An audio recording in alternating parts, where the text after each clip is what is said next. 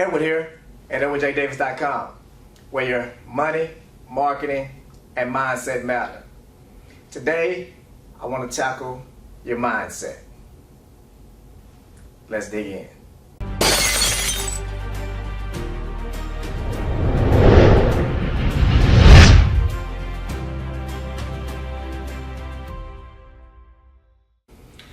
So I'm often asked the question, how do you begin actually creating a wealthy mindset? See, we all know that we need a wealthy mindset. We all want a wealthy mindset, but very few of us know where to start. We are so stuck in mediocrity and victimization mode that our conditions have prevented us from being able to understand how to actually execute on creating a wealthy mindset. So I have 4 tips that will get you started immediately. First thing you want to do if you're trying to truly create a successful mindset, a wealthy mindset, is that you need to clearly define your wealth. All that means is you need to know where you want to be. And you need to have a clear vision of that. Again, immediate circumstances many times can put barriers in place that prevent you from seeing clearly where you want to be. So if you want $4 million in the next 5 years, or $2 million in the next year, that needs to be clear in your mind. That vision needs to be laid out, no mistakes. This is as simple as creating SMART goals. I actually have a video about this, so you can catch that on a later YouTube episode. But I actually say, don't just create SMART goals, create goals using your smarts. So I've added an S. So we know that to create a goal, and this is also in creating and defining for you what your wealth looks like.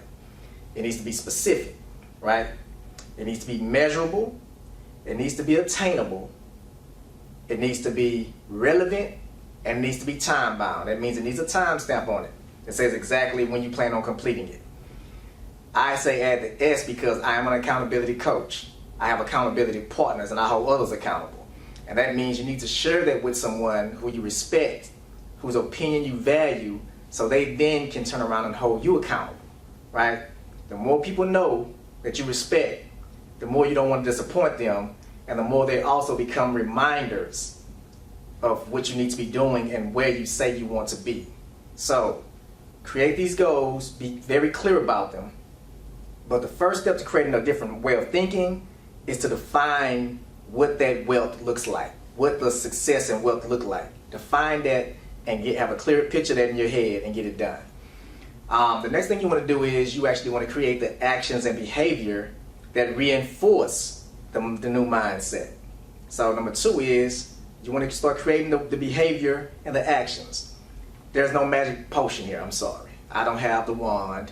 There's no magic and no superpowers behind being successful in creating wealth. It takes work.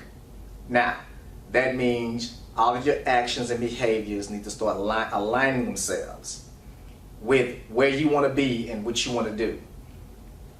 This all will reinforce one another. The next thing you want to do that's very important is remove people out of your life with low or no ambition and drive. We're talking about the motivation stealers, the dream stealers, those who try to drag you into their comfort zone because you are making them feel very uncomfortable with all the great things and great ideas and optimism that you have about life and where you want to be in the next 5-10 years. You can't let people talk you out of your greatness just because they are content and comfortable in mediocrity.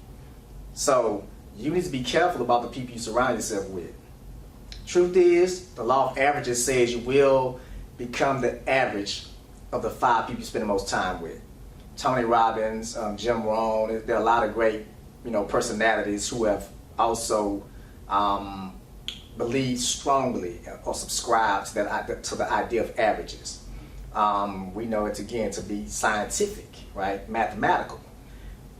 Be careful of those who steal your dreams. Be careful of those who are stuck in mediocrity and who will talk you out of your greatness. My partner Robert Reed often says that everything you want is right outside of your comfort zone.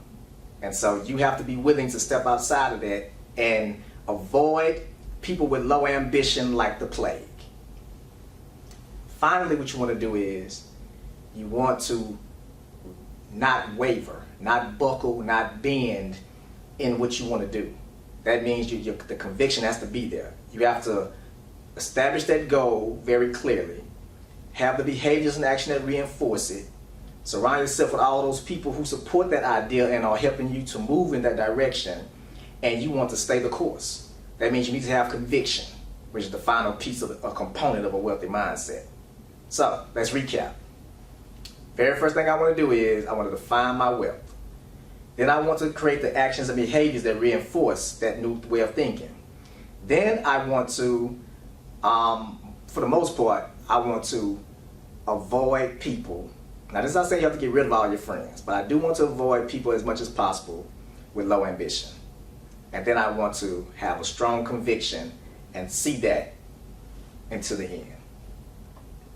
This is your start, and this will get you ready for creating true wealth in your life. Please be aware there's no shortcut. There's no magic formula. There's no cheat code. There's no hack for creating a wealthy mindset. It has to be very deliberate, and it takes work.